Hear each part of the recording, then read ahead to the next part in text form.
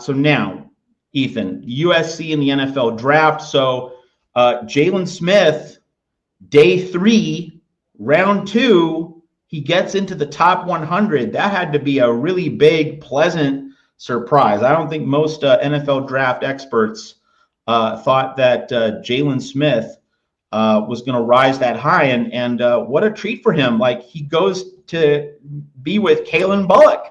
They can talk and reminisce, and they can learn from each other. It's the USC Texans, the Houston Trojans. Take your pick.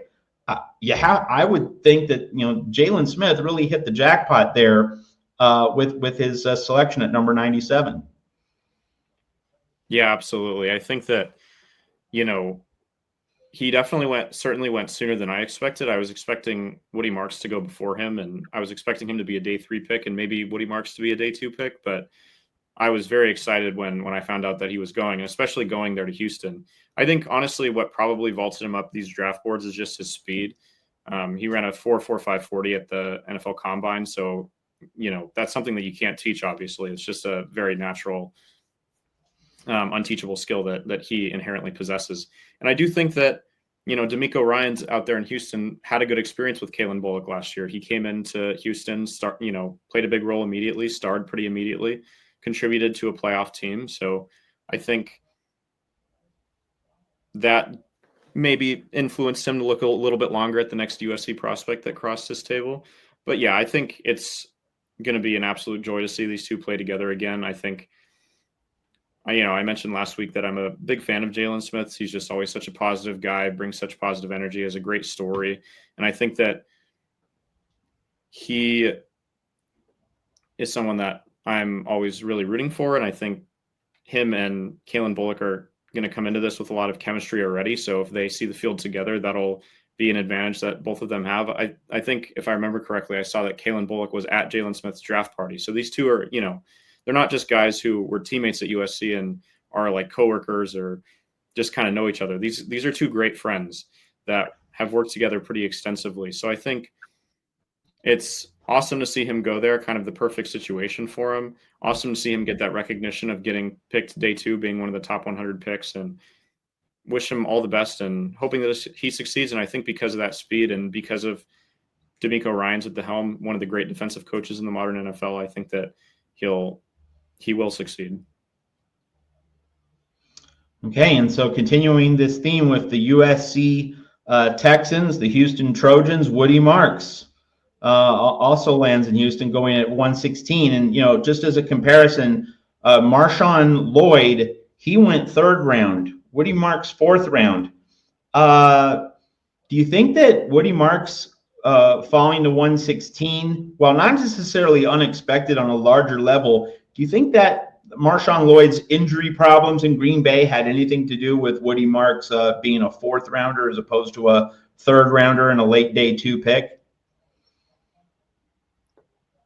That's an interesting question, Matt. I don't know entirely for sure, but I think if I had to guess, it likely had more to do with just the fact that they were two different prospects in terms of their kind of natural physical skills. I think that, production in college is one thing, but when it comes to the NFL draft, they look a lot more at kind of physical intangibles. And I think that Marshawn Lloyd was a guy who showed a lot of potential and showed a lot of bursts. Obviously, Woody Marks had the better college numbers, but he also had more touches and at USC and,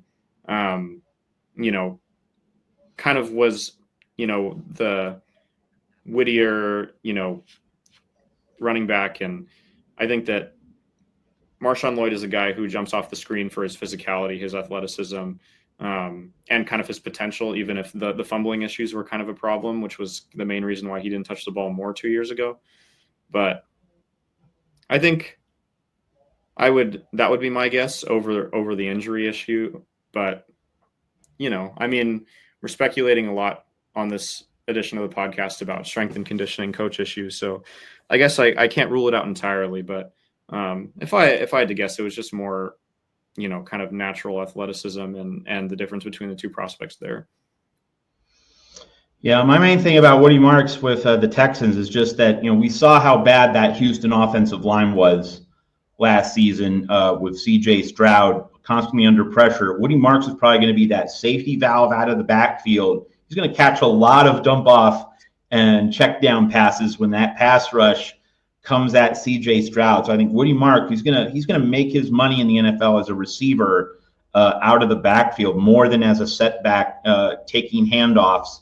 Certainly in this rookie season, I think that's going to be the role for him in Houston. All right, we continue. The third Trojan drafted, 257 picks. So Jonah Manheim, heard his name called. He goes to the Jacksonville Jaguars. And, this is one of those deals where, all right, he's not landing with a great NFL organization. We know the Jaguars are not one of the better run teams. But the positive element of this for Jonah Manheim, Ethan, is that he should be able to compete for a spot on this 53-man roster. Like, that's the advantage. That you go to a place where the offensive line room is stacked. Like, you go to the Detroit Lions, good luck getting a spot. You're not going to stick probably on the Lions, but on the Jaguars, Jonah Manheim, pretty good chance he can actually make this thing work in Jacksonville.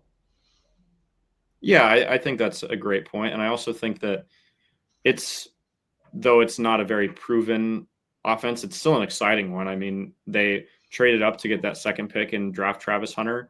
And, as far as anyone in Jacksonville saying, he is going to play both sides of the ball. So we'll see him out there on offense, barring any major changes between now and the start of the season.